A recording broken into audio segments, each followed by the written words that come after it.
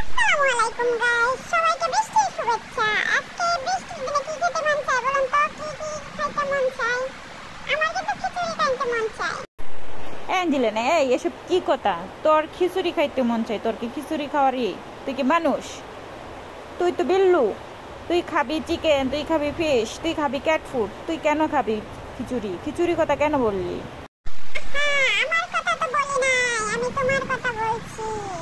যদি তুমি একটু খিচুড়ি রান্না করো আর আমার একটু খেলাধুলা কম করতে হয়, আমি একটু চাচ্ছিলাম বৃষ্টির মধ্যে ভিজতে যাব, বুঝছো তুমি?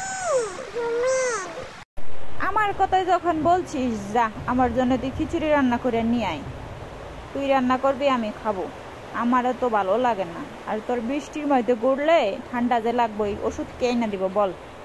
তোর আব্বা না দিব? দিব না, কখনোই না। আব্বা নাই না দেখ, তুমি না দিবা। আমি তো তোমার একটি মাত্র মেয়ে, তুমি আমার অনেক ভালোবাসো, তাই এই না দিবা। আর বৃষ্টির মধ্যে ঘুরবো কে? ওই বারান্দায় ঘুরবো, উপরে উঠে বসে বসে বৃষ্টি দেখবো, বুঝছো? যাই আমি একটু প্লিজ।